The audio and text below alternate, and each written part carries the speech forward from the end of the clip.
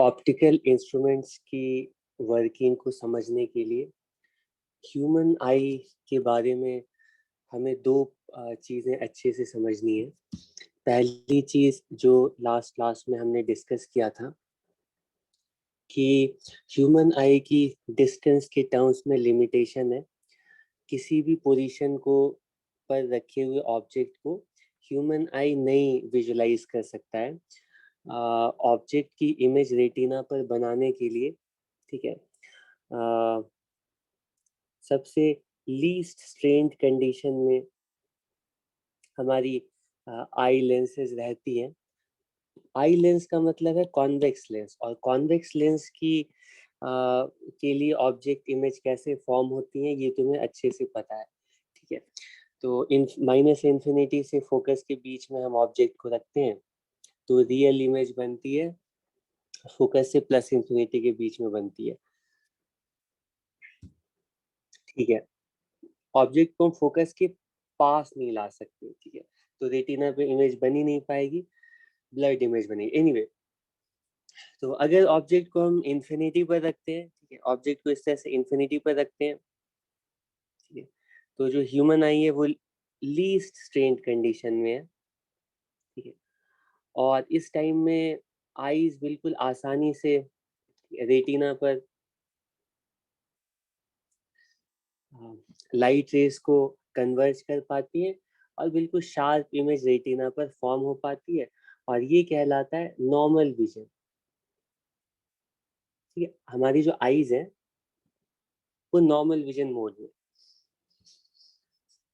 ठीक है। जैसे जैसे हम ऑब्जेक्ट को पास लाना स्टार्ट करते हैं, ह्यूमन आईज जो है थोड़ा से बल्ज आउट होना स्टार्ट होती है, ठीक है, अपनी पावर को बढ़ाती है, फोकल लेंथ को कम करती है, जिससे कि ऑब्जेक्ट जब बिल्कुल अराउंड ये लीस्ट डिस्टेंस पर ये आ गया है, इस टाइम में हमारी जो आई लेंस है वो मोस्ट स्ट्रेन्ड कंडीशन में है, और इस टाइम में भी मोस्ट स्ट्रेन्ड कंडीशन में आ करके, ठीक है, बिल्कुल सेम पोजीशन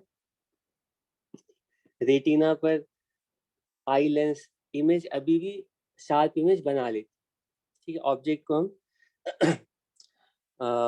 25, ठीक है, रफली 25 सेंटीमीटर पर ले आए। इस टाइम में भी लेंस बिल्कुल स्ट्रेन कंडीशन में आकर के ऑब्जेक्ट की इमेज रेटिना पर बिल्कुल प्रॉपरली फॉर्म कर पा रही है।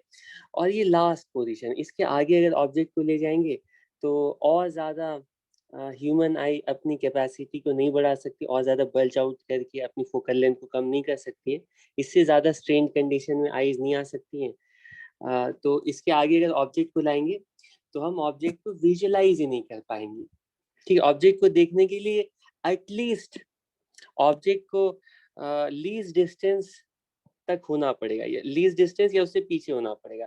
लीस्ट डिस्टेंस से पास आ जाता है ऑब्जेक्ट तो हम ऑब्जेक्ट को देख ही नहीं पाएंगे, ठीक है। और इस टाइम में ये वाली जो पोजीशन है ये कहलाती है least distance of distinct vision, ठीक है। और इस टाइम में मोस्ट स्ट्रेन्ड कंडीशन कहलाती है, ये मोस्ट स्ट्रेन्ड आइज कहलाती है, और ये वाली रिलैक्स्ड आइज कहलाती हैं, ये लीस्ट स्ट्रेन्ड आइज कहलाती हैं, लीस्ट स्ट्रेन्ड आइज। ये डी की वैल्यू वेरिएबल है, लेकिन डी की वैल्यू हम एवरेज ह्यूमन आई के लिए 25 सेंटीमीटर लेते हैं। नेक्स्ट पॉइंट जो समझना है तुम्हें ह्यूमन आई से रिलेटेड कि ये तो ऑब्जेक्ट की डिस्टेंस के टर्म्स में, ऑब्जेक्ट के साइज के टर्म्स में अब बात करते हैं। इससे पहले हम लोग लेंसेज की वजह से ऑब्जेक्ट और इमेज के साइज देख रहे थे, ठीक है, और ऑब्जेक्ट और इमेज के साइज के करस्पॉन्डिंग हम मैग्निफिकेशन कैलकुलेट कर रहे थे, ठीक है। लेकिन वहां पे मैग्निफिकेशन का मतलब होता था लीनियर मैग्निफिकेशन, ठीक है। लीनियर मैग्निफिकेशन का मतलब होता था कि हम ऑब्जेक्ट की लीनियर साइज देखते थे, इमेज की लीनियर साइज देखते थे, है ना, कि ऑब्जेक्ट और इमेज के साइज और ऑब्जेक्ट के साइज का जो रेशियो होता था, ठीक है, यही मैग्निफिकेशन कहलाता था, और इसको हम लीनियर मैग्निफिकेशन कहते थे। ठीक है, क्योंकि ये जो साइजेस थे ऑब्जेक्ट और इमेज के, ये इनके एक्चुअल साइजेस थे। ठीक है, बाहर से हम इन साइजेस को मेजर कर सकते हैं, और हम देखते हैं कि इनके जो साइजेस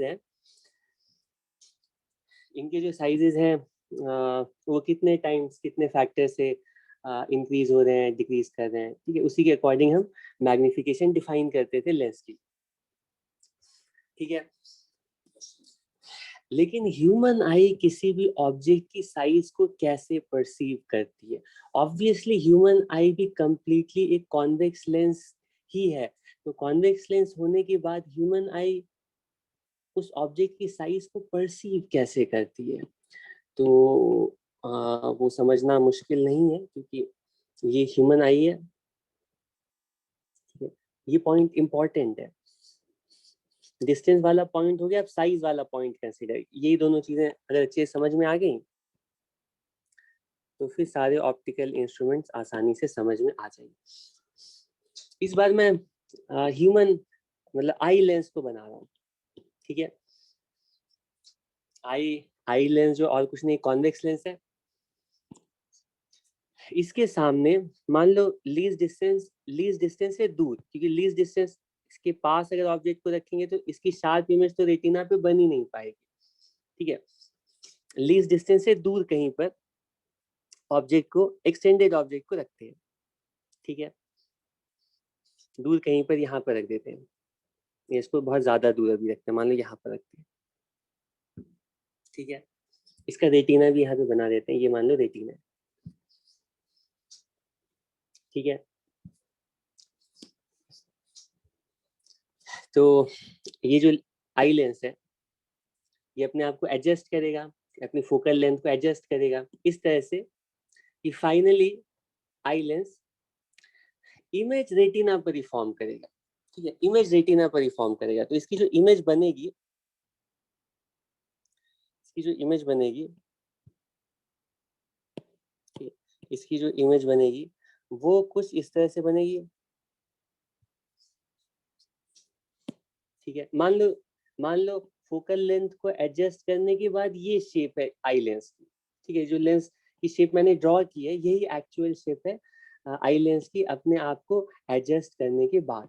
ठीक है, तो इसकी जो इमेज बनी है ना, कुछ यहाँ पे इस तरह से बन रही है। ठीक है, तो ये जो लाइट रेज है ना, इस ऑब्जेक्ट के हर एक पॉइंट से लाइट रेज निकल करके रेटिना के सेल्स पर ऐसे फॉल कर रहे हैं, और इन सारे पॉइंट्स को, ठीक है, स्टिमुलेट कर रहे हैं। ठीक है, ये वाला जो पार्ट है ना रेटिना का, ये स्टिमुलेट हो रहा है। ठीक, और यहीं पर इमेज फॉर्म हो रही है। ठीक है, तो ह्यूमन आई और ह्यूमन आई के थ्रू ब्रेन इस ऑब्जेक्ट की साइज को परसीव कैसे करेगा? वो ऑब्जेक्ट को थोड़ी देख रहा है, वो तो ऑब्जेक्ट की इमेज को परसीव करेगा। ठीक है, और ऑब्जेक्ट की इमेज को कैसे परसीव करेगा?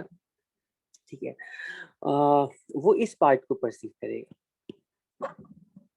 ठीक है, तो ये जितना, ये जो इमेज जो है वो रेटिना के जितने ज्यादा सेल्स को स्टिमुलेट करेगा, हमारा ब्रेन इमेज का साइज उतना ज्यादा ही परसीव करेगा। जिसका मतलब है कि ब्रेन के लिए ऑब्जेक्ट का जो साइज है ना, वो एक्चुअल साइज मैटर नहीं करता है, वो एक्चुअली उसका एंगुलर साइज मैटर करता है।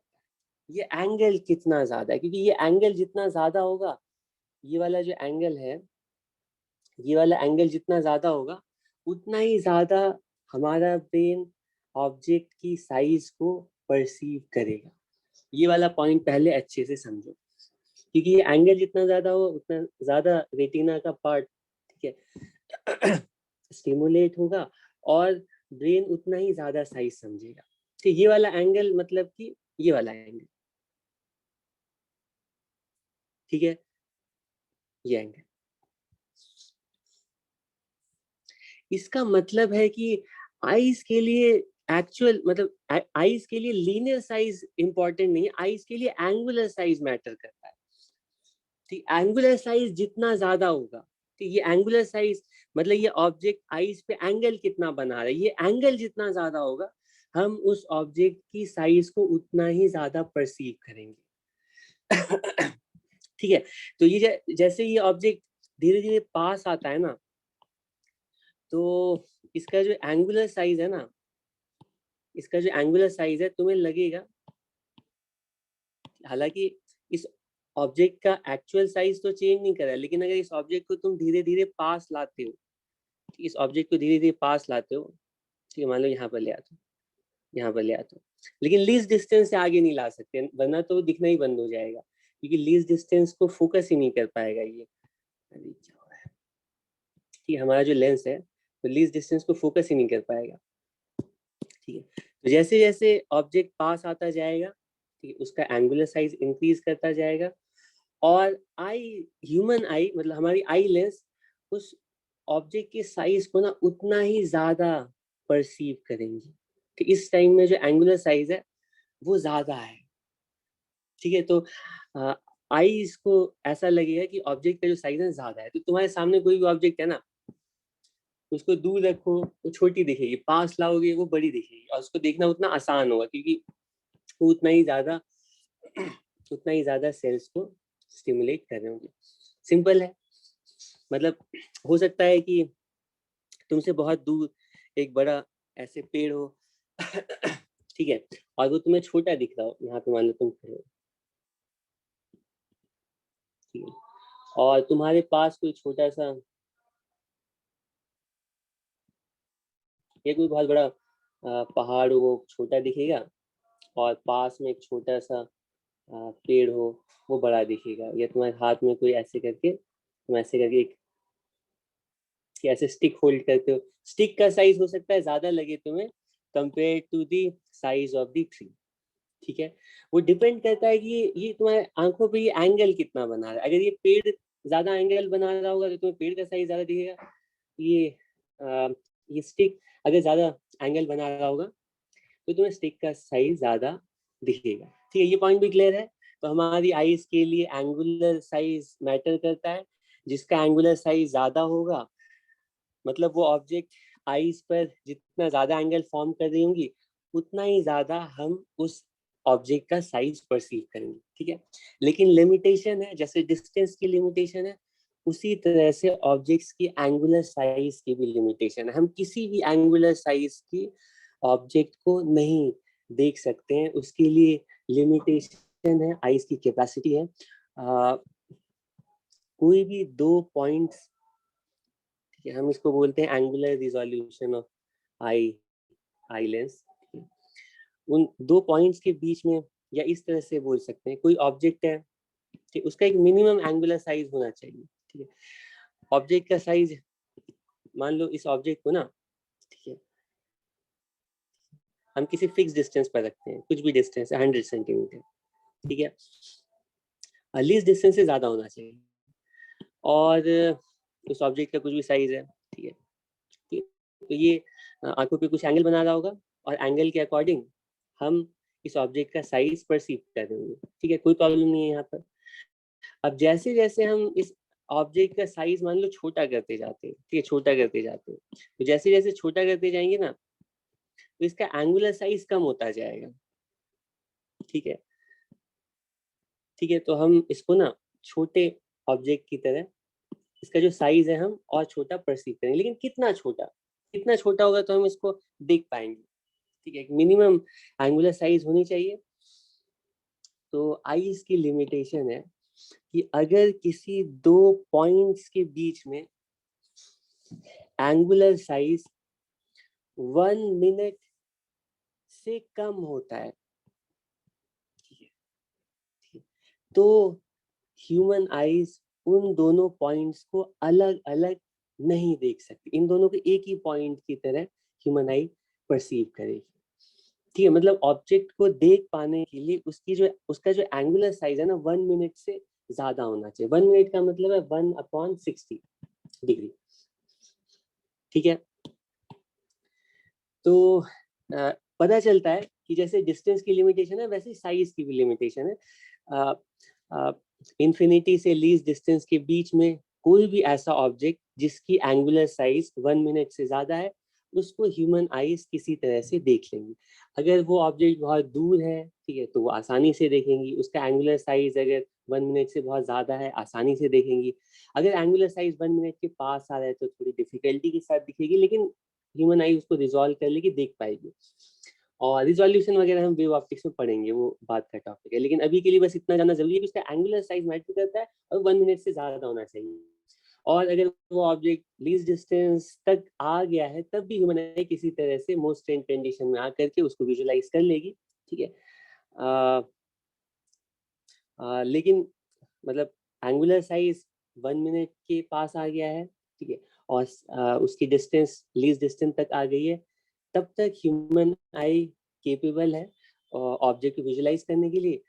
इस लिमिट को अगर क्रॉस करेंगे, लीस्ट डिस्टेंस से पास ले आएंगे ऑब्जेक्ट को, या उसका एंगुलर साइज 1 मिनट से कम कर देंगे, तो ऑब्जेक्ट को ह्यूमन आई नहीं विजुलाइज कर सकती। ठीक है, यहाँ तक क्लियर है सबको? ओके, ठीक। अब इसके आगे हम चलते हैं। ऑब्वियसली हमारे आसपास जो ऑब्जेक्ट्स हैं, ठीक है, उनका एंगुलर साइज अगर ज्यादा है तो उनको हम आसानी से विजुलाइज कर सकते हैं।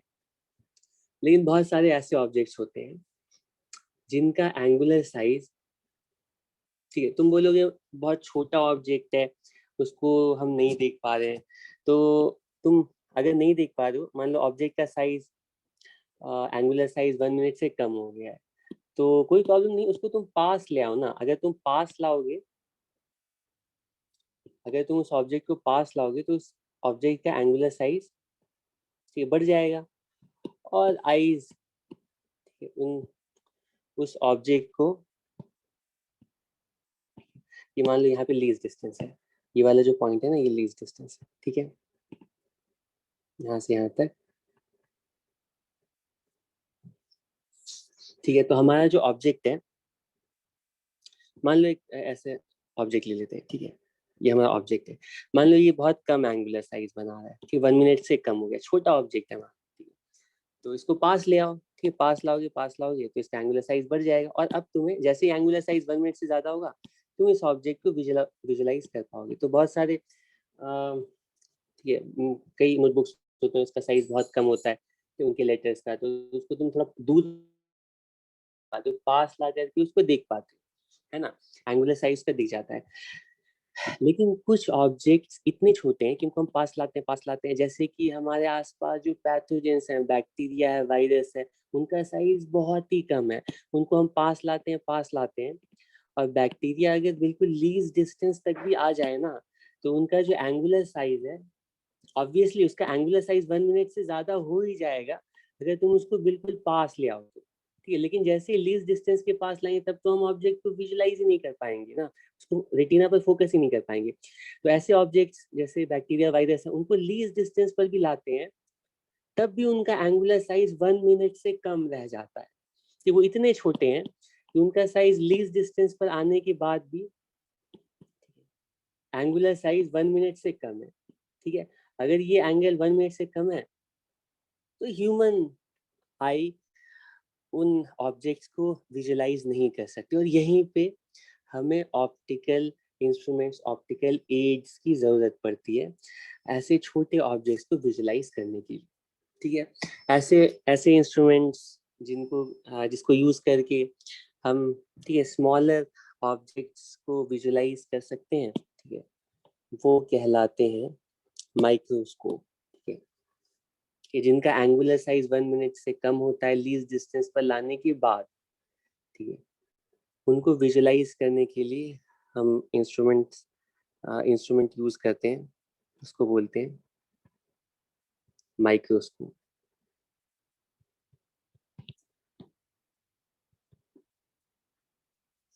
ठीक है। तो माइक्रोस्कोप ऐसा इंस्ट्रूमेंट होगा जो कि इन ऑब्जेक्ट्स का एंगुलर साइज, ठीक है, मल्टीप्लाई करे, उसका एंगुलर साइज किसी तरह से इंक्रीज कर देगा। माइक्रोस्कोप ऐसे इंस्ट्रूमेंट्स होंगे जिनको यूज करके हम ऑब्जेक्ट्स के एंगुलर साइज को मल्टीपल मेनी फोल्ड्स इंक्रीज कर पाते हैं। जो सिंपल माइक्रोस्कोप होते हैं उनकी मैग्निफिकेशन कम होती है, उनके ये सिंपल माइक्रोस्कोप ऑब्जेक्ट्स की के साइज को 5 टाइम्स, 6 टाइम्स, 10 टाइम्स, 20 टाइम्स इतने फैक्टर से इंक्रीज कर सकते हैं। तो बहुत छोटे ऑब्जेक्ट्स हैं जो कि नेकेड आई से नहीं दिख रहे हैं, लेकिन उनको हम टच कर सकते हैं, होल्ड कर सकते हैं और उनको सेंस कर सकते हैं आसानी से। ठीक है, तो उसके लिए तो सिंपल माइक्रोस्कोप सफिशिएंट है।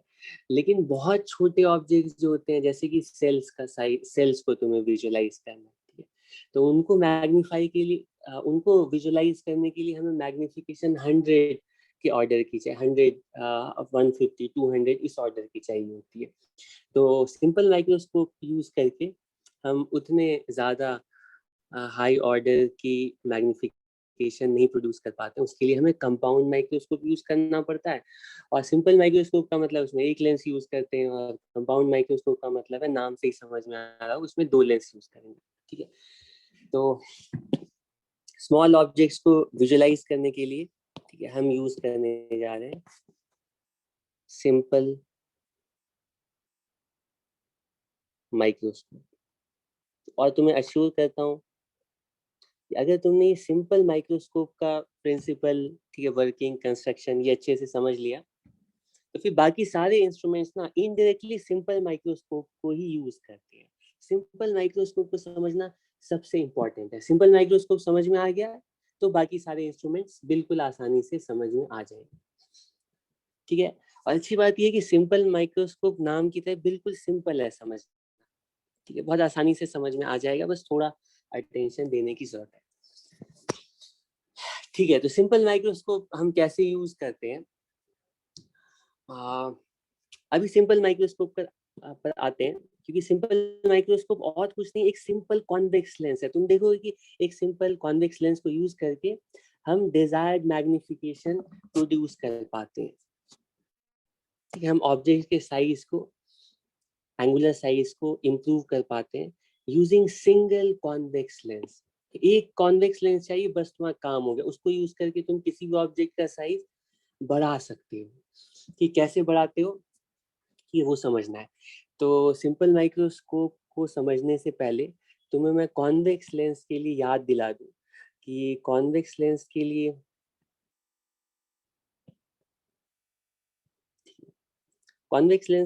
लिए तो तुम्हें याद है ना अच्छे से, अलग अलग रीजन में कैसे इमेजेस फॉर्म हो रही थी। ठीक है, याद है या नहीं? याद भी होगा, क्योंकि अभी कितना टाइम, अभी तो लेंस ही पढ़ करके आए हम लोग। ओके, तो ये फोकस है, वाइस फोकस है।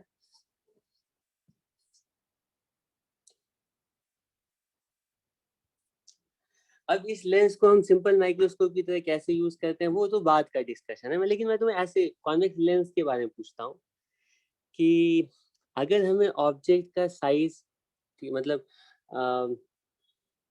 हमें इस लेंस को यूज करके लार्जर साइज की इमेज फॉर्म करनी, ठीक है, तो ऑब्जेक्ट को कहाँ कहाँ पर रखना पड़ेगा?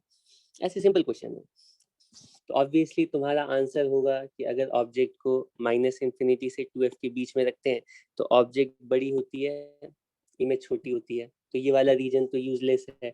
इसमें जो इमेज बन रही है, रियल बन रही है, छोटी बन रही है। ऑब्जेक्ट को अगर 2f और f के बीच में रखते हैं तो ये यूजफुल हो सकता है, क्योंकि ये एक ऐसा रीजन है जिसमें कि इमेज का साइज जो है ना, ठीक, इनलार्ज हो जाता है। हालांकि ये लीनियर मैग्निफिकेशन है और हम एक्चुअली एंगुलर मैग्निफिकेशन में इंटरेस्टेड है, लेकिन वो बात की बात है, अभी मैं सिर्फ लेंस पर डिस्कशन कर रहा हूँ। तो अगर हाँ, साइज बढ़ाना है तो एक तरीका है कि तुम ऑब्जेक्ट को -2f और f के बीच में रखो और इमेज तुम्हारी 2f से इंफिनिटी के बीच में बनेगी। लेकिन अच्छी बात है कि इमेज का साइज ज्यादा होगा कि तुम इमेज को मैग्नीफाई कर सकते हो इस रीजन में रख करके। लेकिन एक और तरीका है, अगर तुम अपने ऑब्जेक्ट को फोकस और ऑप्टिकल सेंटर के बीच में रखते हो, उस केस में भी इमेज मैग्नीफाई होती है। ठीक है, उस केस में भी इमेज मैग्नीफाई होती है। ये अलग बात है कि इस बार इमेज वर्चुअल बनती है, ठीक है, इरेक्ट बनती है, लेकिन इस बार तुम देख सकते हो इमेज का साइज अभी भी इंक्रीज हो रहा है, इमेज का साइज इंक्रीज हो रहा है। तो एक ये वाला रीजन भी है जिसमें कि ऑब्जेक्ट को रखने के बाद इमेज का साइज इंप्रूव हो सकता है, ठीक है। और इसके बाद अगर हम ऑब्जेक्ट को वर्चुअल बनाते हैं तो हमें वर्चुअल ऑब्जेक्ट से तो लेना देना है नहीं, हमें रियल ऑब्जेक्ट का साइज बढ़ाना है ना, तो इधर वाला रीजन तो यूजलेस है। तो हमें इन्हीं 3 रीजन्स में ऑब्जेक्ट को रखना था। इसमें से ये वाला रीजन यहाँ पर अगर ऑब्जेक्ट को रखते हैं तो इमेज रियल बनती है, मैग्नीफाइड बनती है। और अगर हम अपने ऑब्जेक्ट को यहाँ पे रखते हैं ऑप्टिकल फोकस और ऑप्टिकल सेंटर के बीच में, तब भी इमेज मैग्नीफाई होती है, ठीक है। और यही वो रीजन है जहाँ पर हम सिंपल माइक्रोस्कोप में ऑब्जेक्ट को रख करके ऑब्जेक्ट का साइज इंप्रूव करते हैं, ठीक है। कैसे इंप्रूव करते हैं, ठीक है, वो फिर से मैं सेम डायग्राम प्रॉपरली ड्रॉ करने जा रहा हूँ। तो सिंपल माइक्रोस्कोप का कंस्ट्रक्शन, सिंपल माइक्रोस्कोप का कंस्ट्रक्शन ये है कि सिंपल माइक्रोस्कोप में सिर्फ एक सिंगल कॉन्वेक्स लेंस होता है, ठीक है। तो तुमने सिंपल माइक्रोस्कोप एक्चुअली जरूर, ठीक है, अपनी लाइफ में बचपन में या कभी भी तुमने यूज किया होगा। जो मैग्नीफाइंग ग्लास तुम्हारे पास होता है ना, वो और कुछ नहीं होता, यही सिंपल माइक्रोस्कोप होता है, ठीक है। और वो और कुछ नहीं होता, एक सिंगल कॉन्वेक्स लेंस होता है, ठीक है। अब इसको यूज करके हम कैसे किसी ऑब्जेक्ट को विजुअलाइज करते हैं, ठीक है। तो हम क्या करते हैं कि ये जो तुम्हारे पास इस तरह का जो मैग्नीफाइंग ग्लास है ना, तुम क्या करते हो, इसको कहीं पर भी नहीं रखते। मान लो ये नोटबुक है, इसमें तुम्हें बहुत छोटी छोटी रीडिंग्स है, इसको तुम्हें अगर देखना है तो इस माइक्रोस्कोप को क्या करते हो, ठीक है, मैग्नीफाइंग ग्लास को क्या करते हो, बिल्कुल इसके पास ले जाते हो, ठीक है। और ठीक है, तुम थोड़ा एडजस्ट भी करते हो, और इसको इस तरह से एडजस्ट करते हो कि इसका साइज तुम्हें जितना रीजनेबल लगे, तुम जिस साइज पे तुम इन लेटर्स को अच्छे से पढ़ पाओ, वहां पर तुम, ठीक है, ला करके जो ऑब्जेक्ट है उसका साइज तुम बढ़ा पाते हो, ठीक। इन ऑब्जेक्ट्स की जो इमेज होती है वो ज्यादा बड़ी होती है और उसको आसानी से पढ़ पाते हो, नेकेड आई से नहीं पढ़ पाते, ठीक है। तो हम लोग करते क्या है सिंपल माइक्रोस्कोप में, कि हम अपने ऑब्जेक्ट को फोकस और ऑप्टिकल सेंटर के बीच में रखते हैं, ठीक है, फोकस और ऑप्टिकल सेंटर के बीच में रखते हैं। हमारा ऑब्जेक्ट यहाँ पर रखा हुआ है, ये छोटा ऑब्जेक्ट है, कुछ यहाँ पर रखा है, ठीक है, इस जगह पर, ठीक है। एक्चुअली ये जो ऑब्जेक्ट है ना, पहले पहले हम इस ऑब्जेक्ट को नेकेड आई से देखना चाहते थे। तो नेकेड आई से जब देख रहे थे तो इसका एंगुलर साइज जो है ना, इस लेंस को भी थोड़ी देर, चलो मैं हटा ही देता हूँ, ये लेंस मान लो यहाँ पर नहीं है, ऑब्जेक्ट को, ठीक है, नेकेड आई से देखना चाह रहे थे, ठीक है। तो इसका एंगुलर साइज इतना कम था कि नेकेड आई से देख ही नहीं पा रहे थे, इसका एंगुलर साइज 1 मिनट से भी कम था, ठीक है। तो इसको देखने के लिए हम क्या करते हैं कि नेकेड आई से नहीं देखते, इस ऑब्जेक्ट के सामने ना ऐसे सिंपल माइक्रोस्कोप रख देते हैं। तो सिंपल माइक्रोस्कोप क्या करता है, ठीक है, ऑब्जेक्ट को कहाँ रख रहे हैं, ऑब्जेक्ट को कहाँ रख रहे हैं, फोकस और ऑप्टिकल सेंटर के बीच में। तो ये सिंपल माइक्रोस्कोप क्या करता है कि इसकी इमेज,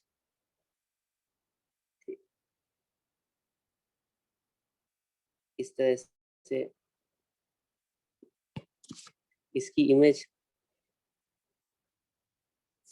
ये लाइट रेज लेंस के अंदर से पास होती है, रिफ्रैक्ट करके एक लाइट रे फोकस से पास हो रही है, दूसरी लाइट रे ऑप्टिकल सेंटर से मैंने ड्रॉ की है।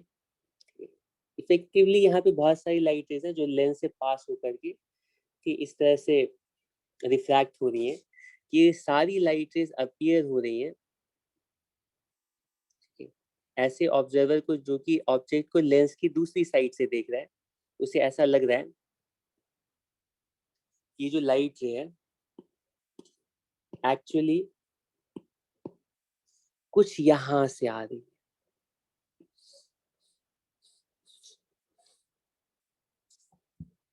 ये थोड़ा सा मुझे लगता है कि ये डायग्राम थोड़ा सा इसमें लाइन टेढ़ी बन गई है।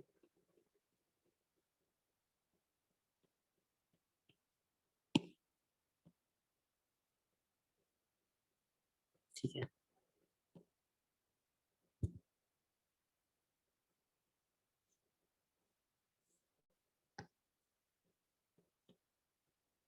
ठीक है, इसको भी थोड़ा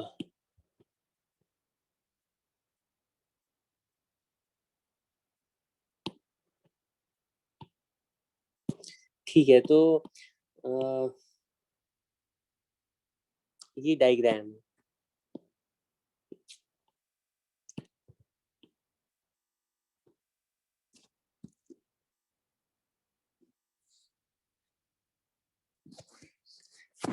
ठीक है, तो बेसिक प्रिंसिपल कंस्ट्रक्शन तो सिंपल माइक्रोस्कोप का यही है कि सिंपल माइक्रोस्कोप में हम ऑब्जेक्ट को फोकस और ऑप्टिकल सेंटर के बीच में लाते हैं और उसकी एनलार्ज इमेज बनती है। और इस एनलार्ज इमेज को ह्यूमन आई इस तरह से कि लेंस के पीछे, ठीक है, ये आई है हमारी, ठीक है, और ठीक है, ये इस तरह से, ठीक है, तो जो रिफ्रैक्टेड लाइट रेज है ये ह्यूमन आई इसमें ऐसे जा रहे हैं। तो इस ह्यूमन आई को, इस आई को ऐसा लग रहा है कि ऑब्जर्वर को ऐसा लग रहा है कि ऑब्जेक्ट यहाँ पर नहीं रखा है, मैंने दूर दिखाया आई को, लेकिन तुम्हें इमेजिन करना आई बिल्कुल लेंस के जस्ट बाद है। ठीक है, फिगर क्लियर रखने के लिए इसको दूर ड्रॉ किया है, तुम्हें समझना है आई यहाँ पर, इस जगह पर। तो इस आई को ऐसा लगेगा, ऑब्जर्वर को ऐसा लगेगा कि जो ऑब्जेक्ट है ना वो यहाँ पर नहीं है, वो यहाँ पर है। ठीक है, अब क्वेश्चन उठता है कि आईज के लिए कैसे ये जो इसकी इमेज, फाइनल इमेज फॉर्म हो रही है, ये आईज कैसे इसको विजुलाइज करेगी, और कैसे इसका जो एंगुलर साइज है इम्प्रूव हो रहा है। और दूसरी चीज की, अगर एंगुलर साइज इम्प्रूव हो रहा है तो सिंपल माइक्रोस्कोप का मैग्निफिकेशन कितना होगा। ठीक है, तो मैग्निफिकेशन कैसे हम कैलकुलेट करें और कैसे इस सिंपल माइक्रोस्कोप को यूज करके हम एंगुलर साइज इंक्रीज करें, उसको समझते हैं। ठीक है, तो हम एक ऑब्जेक्ट लेते हैं जिसका साइज लेटर से स्मॉल एच के इक्वल है, और उस ऑब्जेक्ट को हम पहले विदाउट माइक्रोस्कोप देखेंगे, उसका एंगुलर साइज नोट करेंगे, और फिर माइक्रोस्कोप, सिंपल माइक्रोस्कोप लगा करके उस ऑब्जेक्ट का एंगुलर साइज कितना आ रहा है मेजर करेंगे। ठीक है, और सिंपल माइक्रोस्कोप का या किसी भी माइक्रोस्कोप का मैग्निफिकेशन हम डिफाइन करेंगे कि with the aid of microscope angular size क्या है upon angular size with naked eyes. ठीक है, बिना माइक्रोस्कोप के एंगुलर साइज देखेंगे और माइक्रोस्कोप लगा करके एंगुलर साइज देखेंगे, तो इनका जो रेशियो होगा यही मैग्निफिकेशन कहलाए। ठीक है, तो पहले हम ये एच साइज का जो ऑब्जेक्ट है ना, इसको सिर्फ नेकेड आई से देखते हैं। लेकिन नेकेड आई से अगर देखेंगे तो तुम ये ऑब्वियस है कि अगर नेकेड आई से देखेंगे तो इसका एंगुलर साइज तो वेरिएबल है। ठीक है, तो इस मैग्निफिकेशन डिफाइन करने के लिए हम ऑब्जेक्ट का एंगुलर साइज क्या ले, तो हम डिफाइन करते हैं कि जब हम अपने ऑब्जेक्ट को लीस्ट डिस्टेंस पर ला रहे, ठीक है, लीस्ट डिस्टेंस पर ला रहे, लीस्ट डिस्टेंस पर लाने के बाद ऑब्जेक्ट का जो एंगुलर साइज है, लीस्ट डिस्टेंस पर ले आए। लीस्ट डिस्टेंस का मतलब ये वाली जो डिस्टेंस है यहाँ से यहाँ तक, ये डिस्टेंस हो गई d।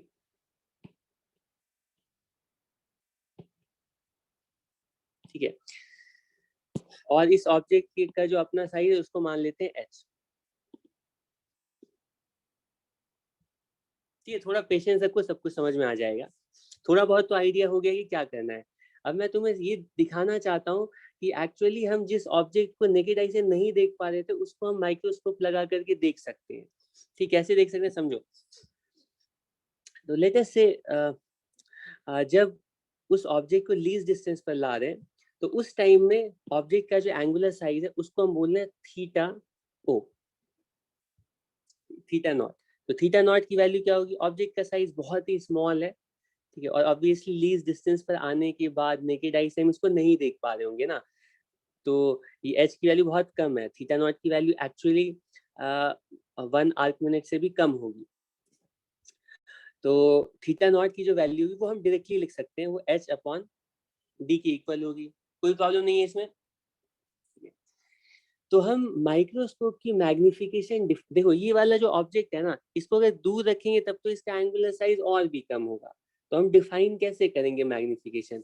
तो हम डिफाइन करते हैं कि जब ऑब्जेक्ट को क्योंकि लीस्ट डिस्टेंस पर एंगुलर साइज सबसे ज्यादा होगा, तो लीस्ट डिस्टेंस पर लाने के बाद जो ऑब्जेक्ट का एंगुलर साइज है उसके कंपैरिजन में ये माइक्रोस्कोप कितने फैक्टर से एंगुलर साइज को इंक्रीज कर रहा है, ठीक है। लीस्ट डिस्टेंस पे लाने के बाद ऑब्जेक्ट का जो एंगुलर साइज है, जो कि नेकेड आई के लिए मैक्सिमम एंगुलर साइज है, उसके कंपैरिजन में ऑप्टिकल, क्योंकि अगर लीस्ट डिस्टेंस पर ला करके हम देख ही ले रहे हैं तब तो ऑप्टिकल इंस्ट्रूमेंट की जरूरत ही नहीं है ना।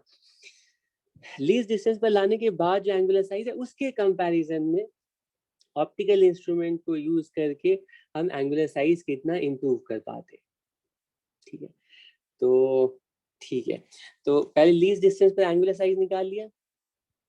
अब हम इसी ऑब्जेक्ट का एंगुलर साइज देखना चाहते हैं जब हम इसको माइक्रोस्कोप के थ्रू देख रहे हैं। तो इसी ऑब्जेक्ट को यहाँ से लेकर के जाते हैं, ठीक है, यहाँ से लेकर के जाते हैं, यहाँ से लेकर के जाते हैं और ऑब्जेक्ट को यहाँ पर रख देते हैं। ये कहाँ पर रखते हैं? सेम एच हाइट का ऑब्जेक्ट है और उसको हम ना माइक्रोस्कोप के सामने रखते हैं ऑप्टिकल सेंटर फोकस के बीच में, और ये वाली जो डिस्टेंस है, अब ध्यान देना ये पॉइंट इंपॉर्टेंट है कि ये जो डिस्टेंस है ऑब्जेक्ट और लेंस के बीच की जो डिस्टेंस है, ठीक है, ये एक्चुअली ऑप्टिकल सेंटर है यहाँ। ऑब्जेक्ट और लेंस के बीच की जो डिस्टेंस है इसको हम बोल रहे हैं, इस डिस्टेंस को याद रखना, यहाँ पे मैं डिस्टेंस बोल रहा हूँ, ये वाली जो लेंथ है ना ऑब्जेक्ट और लेंस के बीच की जो डिस्टेंस है उसको मैं यू नॉट बोल रहा हूँ, ठीक है। याद दिला देता हूँ कि यू मैं यूज करता हूँ ऑब्जेक्ट के कोऑर्डिनेट को रिप्रेजेंट करने के लिए, वी यूज करता हूँ इमेज के कोऑर्डिनेट को यूज करने रिप्रेजेंट करने के लिए। तो माइक्रोस्कोप के लिए यू नॉट मैं डिनोट कर रहा हूँ ऑब्जेक्ट की लेंस से डिस्टेंस को रिप्रेजेंट करने के लिए, ठीक है। And like wise the distance of image from the lens, ये जो वी नॉट है, ये वी नॉट लिख रहा हूँ distance of image from the lens. इसमें कोई कंफ्यूजन नहीं होना चाहिए, पहले बता दियो फिर बाद में तुम लोग बोलते हो क्या है यू नॉट क्या है, बार बार इसमें साइन में प्रॉब्लम करते हो। मैं पहले से क्लियर कर दे रहा हूँ, यू नॉट और वी नॉट लेंथ्स है, डिस्टेंसेस है, ठीक है, कोऑर्डिनेट्स नहीं है, ठीक है। इस ऑब्जेक्ट की वजह से जो इमेज बनी है उस इमेज का साइज क्या है, let us call it H dash, ठीक है। अब ऑब्वियसली इस ऑब्जेक्ट की का जो एंगुलर साइज होगा, ठीक है, ऑब्जेक्ट आइस पर कितना एंगल बना रहा है वो हमें देखना पड़ेगा, ठीक है। और ऑब्जेक्ट का जो एंगुलर साइज है वो अगर पता चल जाए अपॉन थीटा नॉट करेंगे तो ये माइक्रोस्कोप की मैग्निफिकेशन कहलाएगी, कि हमें कैलकुलेट करनी है कि ऑब्जेक्ट का एंगुलर साइज कितना है।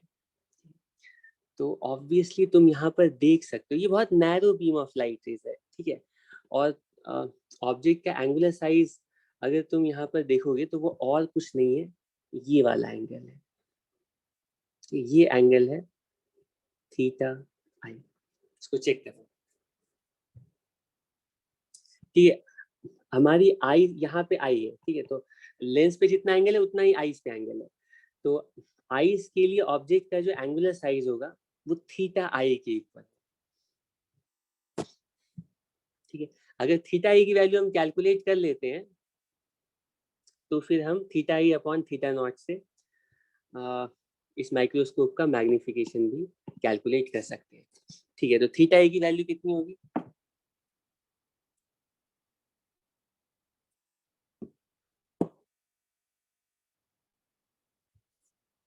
बताओ थीटा आई की वैल्यू कितनी होगी? थीटा आई की वैल्यू होगी थीटा आई की वैल्यू होगी H dash upon V nought, ठीक है, क्योंकि अरे ये इस आई को ना इमेज दिखे, ये तो दिखेगा ही नहीं, इस आई को ऐसा लग रहा है कि यहाँ से लाइट आ रही है इस जगह से, ठीक है। तो माइक्रोस्कोप की हेल्प से ऑब्जेक्ट का जो एक्चुअल साइज आईज को दिखेगा वो इस एच डैश का साइज दिखेगा, ठीक है, लेकिन एच डैश नहीं, एच डैश का एंगुलर साइज दिखेगा, ठीक है। तो एच डैश का एंगुलर साइज कितना होगा, तो तुम बोलोगे एच डैश के लिए एंगुलर साइज थीटा आई की वैल्यू होगी H dash upon V naught, लेकिन H dash upon V naught ये बिल्कुल उतना ही होगा जितना कि ऑब्जेक्ट एंगल बना रहा है, ठीक है, लेंस पर, H upon U nought. Check करो इसको पहले, मुझे पता है कि तुम्हें डाउट हो रहा है कि यहाँ पर तो ऑब्जेक्ट का एंगुलर साइज और इमेज का एंगुलर साइज सेम ही है, तो इस लेंस ने क्या क्या क्या किया, लेंस ने बहुत बड़ा काम किया है, वो अभी तुम्हें थोड़ी देर में रियलाइज होगा, ठीक है। तो हमें थीटा आई की वैल्यू कैलकुलेट करनी है, और थीटा आई की वैल्यू हम एच डैश से नहीं, हम एच से ही कैलकुलेट कर सकते हैं, एच अपॉन यू नॉट। अगर यू नॉट की वैल्यू पता चल जाएगी तो हमें मैग्निफिकेशन की value, sorry angular size of image पता चल जाएगी, angular size of image upon angular size of object, यही मैग्निफिकेशन की वैल्यू, कोई प्रॉब्लम नहीं है, ठीक है। तो इसके बाद बोलते हैं कि यू नॉट की वैल्यू कितनी है, वो हम कैसे बताएंगे। यू नॉट का मतलब है कि ये जो तुमने मैग्नीफाइंग ग्लास लिया था उसके पीछे ऑब्जेक्ट को एक्चुअली कितनी दूर पर रखा है, तो वो मेजर करने से ज्यादा इंपॉर्टेंट है कि इस मैग्नीफाइंग ग्लास के पीछे जो ऑब्जर्वर है ना, वो इमेज को कहाँ पर देख रहा है, ठीक, इसके लिए इमेज कहाँ पर फॉर्म हो रही है, ठीक, वी नॉट क्या है। और वी नॉट हमें, मैं तुम्हें बता देता हूँ, वी नॉट हमें पहले से पता होता है, ठीक है, हमें पता है कि वी नॉट की वैल्यू, क्योंकि आईज को ये दिखेगा ही नहीं, ठीक, आईज को ये ऑब्जेक्ट दिखे, आईज को ये एच डैश दिख रहा है, इमेज दिख रही है, ठीक है, तो इमेज कहाँ पर, ठीक है, बननी चाहिए, उसके लिए ह्यूमन आई की लिमिटेशन है कि वी नॉट की वैल्यू जो है ना, अगर हम लीस्ट डिस्टेंस पर रख इमेज को फॉर्म करना चाहते हैं तो उस टाइम में वी नॉट की वैल्यू कैपिटल डी के इक्वल होगी। और अगर हम इमेज को लीस्ट डिस्टेंस पर कैसे फॉर्म करोगे, ठीक है, इमेज को लीस्ट डिस्टेंस पर कैसे फॉर्म करोगे, तो तुम अपने मैग्नीफाइंग ग्लास को ना आगे पीछे ऐसे करके एडजस्ट कर सकते हो, मतलब यू नॉट को तुम एडजस्ट कर सकते हो, ऑब्वियसली यू नॉट फोकस और ऑप्टिकल सेंटर के बीच में ही रहेगा, लेकिन तुम धीरे धीरे आगे पीछे इस लेंस को ला करके इस इतनी दूर लेंस को इतनी दूर लाना है जिससे कि ये जो इमेज है ना वो लीस्ट डिस्टेंस पर फॉर्म हो, ठीक है। ये तो तुम्हें पता है ना कि देखो ये जो लेंस है कि ये माइक्रोस्कोप वाला जो पार्ट है इसी में समझाने में एफर्ट लगता है, बाकी अगर ये माइक्रोस्कोप तुम्हें अच्छे से समझ में आ गया, हम ऑलमोस्ट पहुंच चुके हैं जहां तक जो चीज़ें हमें एक्सप्लेन करनी है। देखो यहाँ पर जब ऑब्जेक्ट रहता है तो इमेज इन्फिनिटी पर है, जैसे जैसे ऑब्जेक्ट पास आता है ना तो इमेज पास आती जाती है, ठीक है, ऑब्जेक्ट पास आता है इमेज पास आती जाती है, ठीक है, और जैसे इमेज पास आते आते लीस्ट डिस्टेंस पर आ गई, वो जो पोजीशन है ना ऑब्जेक्ट की, उसी पोजीशन की बात करते हैं, उसको हम यू नॉट बोल रहे हैं, और इस टाइम में इमेज फॉर्म हो रही है लीस्ट डिस्टेंस पर, क्योंकि अगर इससे ज्यादा पास हम ऑब्जेक्ट को लाएंगे तो ऑब्वियसली, ठीक है, इमेज और पास आएगी, लेकिन अब इमेज जो है ना लीस्ट डिस्टेंस से पास आ गई, और लीस्ट डिस्टेंस के पास अगर इमेज आ जाएगी तब तो आईज और इमेज को देख ही नहीं पाएगी, ठीक है। तो हम लोग इमेज को पहले लीस्ट डिस्टेंस पर ला करके देखते हैं कि इमेज का एंगुलर साइज क्या है, मैग्निफिकेशन कितनी है, और इमेज को इन्फिनिटी पर ला करके देखते हैं कि एंगुलर साइज क्या है इमेज का और मैग्निफिकेशन कितनी है, ठीक है। तो इन्हीं दोनों के बीच में फाइनल इमेज हम फॉर्म करते हैं, तो मैग्निफिकेशन की वैल्यू भी इन्हीं दोनों के बीच में होगी माइक्रोस्कोप को यूज करके। तो सबसे पहले मैं अज्यूम कर रहा हूँ कि हम लोग सिंपल माइक्रोस्कोप को यूज कर रहे हैं for least distance of distinct vision, जिसको हम बोल सकते हैं फॉर मोस्ट स्ट्रेन्ड आइज, ठीक है, मोस्ट स्ट्रेन्ड आइज के केस में, least distance of distinct vision के केस में मैग्निफिकेशन कैलकुलेट करना चाहते हैं। तो ये जो वी नॉट है ना, इसकी वैल्यू हमें, इसका मतलब है पहले से नोन है। ठीक है, मैं कह रहा हूँ कि हम least distance of distinct vision पर इमेज बना करके सिंपल माइक्रोस्कोप की मैग्निफिकेशन कैलकुलेट करना चाहते हैं। तो वी नॉट की वैल्यू कैपिटल डी के इक्वल है, और अगर वी नॉट की वैल्यू पता है तो क्या, तो हमें, क्योंकि ये जो सिंपल माइक्रोस्कोप कॉन्वेक्स लेंस है, इसकी फोकल लेंथ तो हमें पहले से पता है, और अगर हमें इमेज की पोजीशन पता है तो हमें यू नॉट की वैल्यू पता चल जाएगी, और यू नॉट की वैल्यू पता चल जाएगी तो इमेज का एंगुलर साइज पता चल जाएगा और मैग्निफिकेशन की वैल्यू पता चल जाएगी। ठीक है, तो कैलकुलेट करो जरा जल्दी से। हमें वी नॉट की वैल्यू पता है, यू नॉट की वैल्यू कैलकुलेट करनी है, तो लेंस फॉर्मूला अप्लाई कर देते हैं, 1 बाई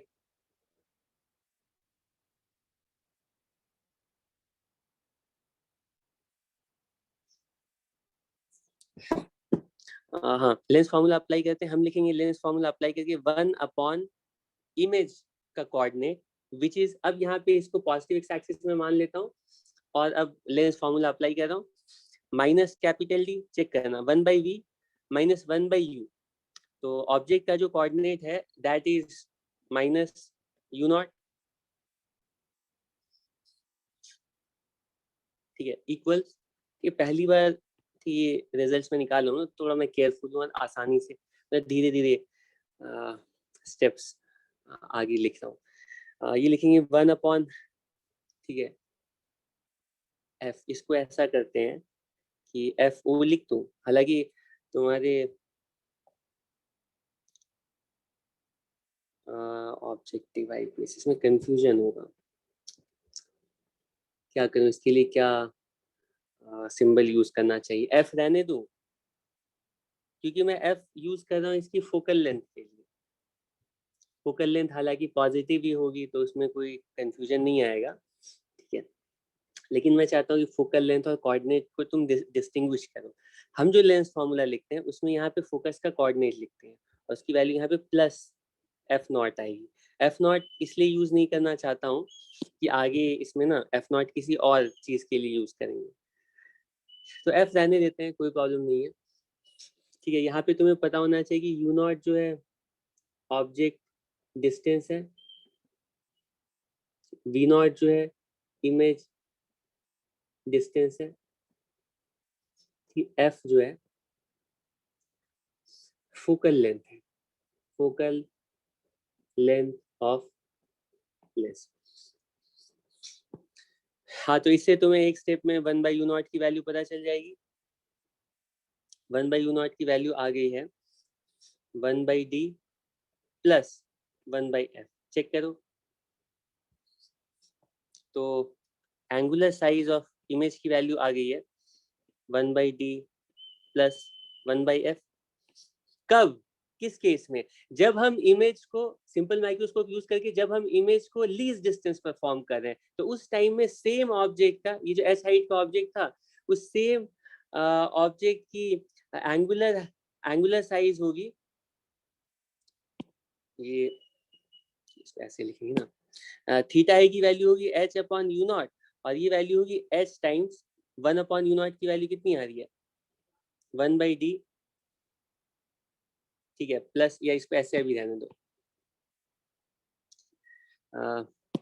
यू नॉट की वैल्यू हम कैलकुलेट कर चुके हैं, इसको सब्स्टिट्यूट करके हमें थीटा ए की वैल्यू पता चल गई है। हम यहाँ पे अभी पुट नहीं करें, लास्ट में पुट करेंगे, नहीं तो स्टेप्स लंबे हो जाएंगे। अब हम माइक्रोस्कोप की मैग्निफिकेशन डिफाइन कर सकते हैं और कैलकुलेट कर सकते हैं, और माइक्रोस्कोप की मैग्निफिकेशन होगी, ये सिंपल माइक्रोस्कोप, ठीक है, इमेज की एंगुलर साइज कितनी बना रहा है upon object, sorry, upon naked eye से, नेकेड आई से ऑब्जेक्ट को लीस्ट डिस्टेंस पर रख करके एंगुलर साइज कितनी थी, माइक्रोस्कोप की वजह से एंगुलर साइज और बिना माइक्रोस्कोप के एंगुलर साइज, यही है ना मैग्निफिकेशन। और माइक्रोस्कोप की वजह से जो मैग्निफिकेशन है वो एच अपॉन यू नॉट है। मैंने, अब तुम्हें समझ में आ रहा होगा एच अपॉन यू नॉट क्यों लिख रहा हूँ, वरना मैं एच डैश कैलकुलेट करके भी सेम फॉर्मूला लिख सकता था, क्योंकि थीटा नॉट की जो वैल्यू है ना वो हम कैलकुलेट कर चुके हैं। अच्छा, ये वो एच अपॉन डी के इक्वल है, थीटा नॉट एच के टर्म्स में है ना, तो इसीलिए मैं थीटा आई भी एच के टर्म्स में कैलकुलेट करना चाह रहा था। ठीक है, और ये वैल्यू आ रही है, इसको चेक करो, ये वैल्यू आ रही है डी अपॉन यू नॉट, और डी अपॉन यू नॉट की वैल्यू आ रही है, मैग्निफिकेशन की वैल्यू आ रही है, इसको सब्सटीट्यूट करोगे, डी अपॉन यू नॉट की वैल्यू होगी 1/d प्लस 1/f, ये वैल्यू आ रही है 1 प्लस डी अपॉन एफ, और ये है फेमस मैग्निफिकेशन का रिजल्ट फॉर सिंपल माइक्रोस्कोप। ठीक है, हमेशा नहीं, least distance of distinct vision के केस में, जब हम इमेज को लीस्ट डिस्टेंस पर फॉर्म करें।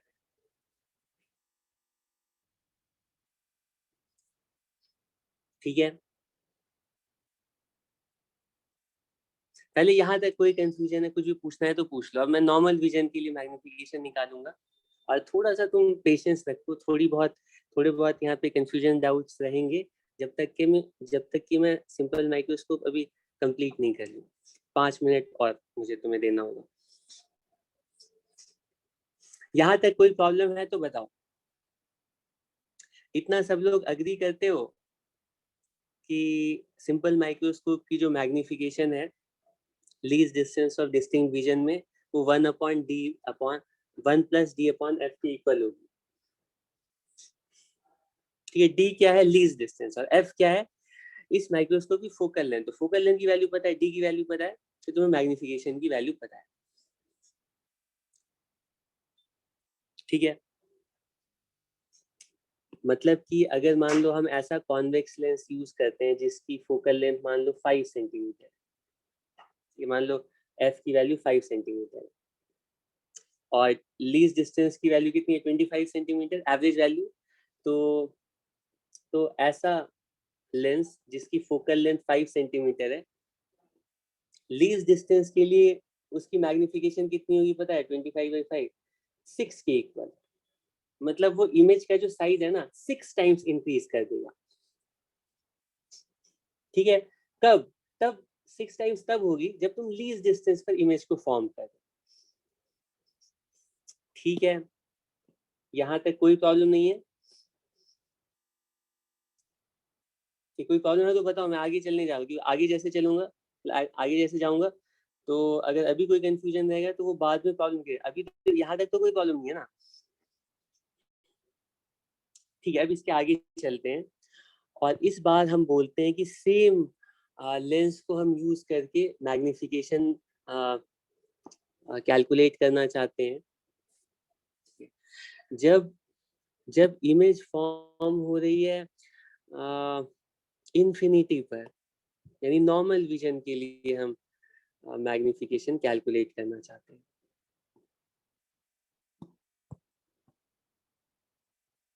ठीक है, तो simple microscope under normal vision condition, तो ये तो और आसान है।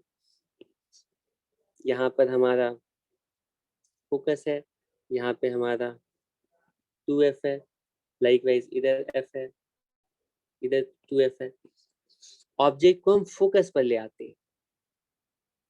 ठीक है, अगर नॉर्मल विजन करना है तो तुम क्या करोगे, मैग्नीफाइंग ग्लास को थोड़ा पीछे लाओगे, मतलब ऑब्जेक्ट से थोड़ा दूर लाओगे। ठीक है, तो एक्चुअली अगर तुम लेंस के रेस्पेक्ट में सोचोगे, तो जैसे जैसे तुम ऑब्जेक्ट को ना, ये फोकस है, ऑब्जेक्ट को फोकस से जैसे जैसे पास ला रहे हो, तो इमेज इंफिनिटी से पास आते जा रही है। ठीक है, ऐसा ही हो रहा है, इमेज पहले बड़ी थोड़ा थोड़ा छोटी होती जा रही है। ठीक है, और जैसे ऑब्जेक्ट ऑप्टिकल सेंटर पर आता है, तो इमेज भी ऑप्टिकल सेंटर पर सेम साइज की हो जाती है। उससे पहले हमेशा इमेज का साइज बड़ा होता है, ऑब्जेक्ट का साइज छोटा होता है, यही होता है ना।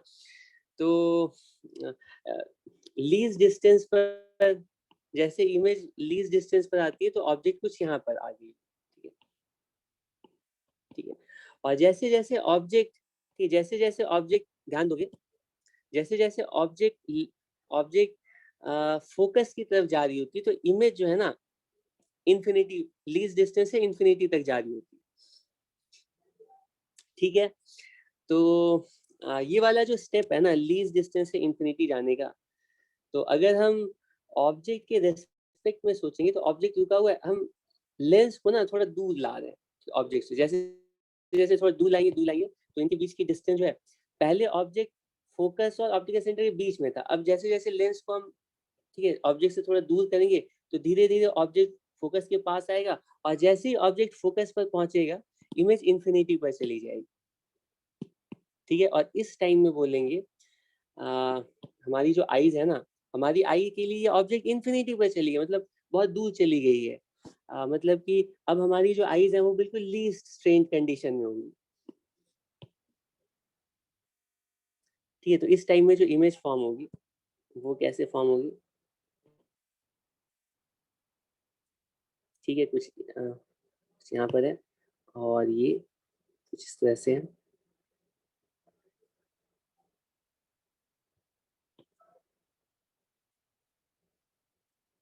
ठीक है, पैरेलल लगनी चाहिए। ठीक है, तो ये जो लाइट रेज है ना बिल्कुल पैरेलल हो जाएंगी, और ये जो है ना, जो लाइट रेज है, यहाँ पर अगर इमेज का एक्चुअल साइज पूछा जाए वो तो इन्फिनिटी हो गया है, क्योंकि इसके टिप की जो इमेज है ना वो मतलब इनफाइनाइट हाइट पर फॉर्म होगी। ठीक है, लेकिन ऑब्वियसली आईज के लिए ना वो एक्चुअल लीनियर साइज मैटर नहीं करता है, एंगुलर साइज मैटर करता है, और इमेज की एंगुलर साइज उतनी ही होगी जितनी की ऑब्जेक्ट की एंगुलर साइज होगी। और इस टाइम में ऑब्जेक्ट की एंगुलर साइज कितनी होगी? ये एच है, और ये कितनी डिस्टेंस, ये तो एफ हो गई है ना। तो हम बोलेंगे इस टाइम में इमेज का जो एंगुलर साइज है वो यू नॉट लिखने की जरूरत नहीं, क्योंकि यू नॉट हमें पहले से पता है। अगर इमेज को इन्फिनिटी पर लाना है, आईज को नॉर्मल विजन में रखना है, आईज को लीस्ट स्ट्रेन्ड कंडीशन में रखनी है, तो उस टाइम में इमेज की जो एंगुलर साइज है वो h अपॉन एफ के इक्वल होगी। और यहाँ पर मैग्निफिकेशन निकालना और आसान है, थीटा आई अपॉन थीटा नॉट, और ये लिखेंगे h upon F upon h upon D, और ये वैल्यू होगी d अपॉन एफ की। ठीक है, और हम बोलेंगे मैग्निफिकेशन इस टाइम में हो रही है, ये मैग्निफिकेशन है लीस्ट स्ट्रेन कंडीशन के लिए, इसको बोलते हैं नॉर्मल विजन में मैग्निफिकेशन। ठीक है, तो सेम लेंस के लिए 5 सेंटीमीटर का जो एग्जांपल लिया था, सेम लेंस के लिए हम बोलेंगे अगर मान लो हमारे पास कोई लेंस है 5 सेंटीमीटर का, तो उसके लिए मैग्निफिकेशन की वैल्यू आ रही 6 के equal for least distance of distinct vision. इस टाइम में हमारी आंखें सबसे ज्यादा स्ट्रेन्ड होंगी, और मैग्निफिकेशन की वैल्यू 5 के इक्वल आ रही है। ठीक है, डी अपॉन एफ। तुम देख सकते हो जो 1 वाला फैक्टर था ना वो गायब हो गया यहाँ पर नॉर्मल विजन के। इसके बीच में कहीं पर अगर हम ऑब्जेक्ट को रखते हैं नॉर्मल विजन और लीस्ट डिस्टेंस के बीच में, तो मैग्निफिकेशन की वैल्यू 5 और 6 के बीच में कुछ भी होगी। ठीक है, तुम्हें बोला जाए सिंपल माइक्रोस्कोप का मैग्निफिकेशन कितना होता है, तो तुम बोलोगे नॉर्मल विजन के लिए 5, लीस्ट डिस्टेंस के लिए 6। ठीक है, जिसका मतलब है इसके बीच में, मतलब अगर लेंस को यूज करके तुम किसी ऑब्जेक्ट को विजुलाइज कर पा रहे हो, तो इसका मतलब जो इमेज फॉर्म हो रही है वो ऑब्वियसली नॉर्मल विजन और लीस्ट डिस्टेंस के बीच में फॉर्म हो रही होगी। ठीक है, तो मैग्निफिकेशन की वैल्यू इसी के बीच में रहेगी।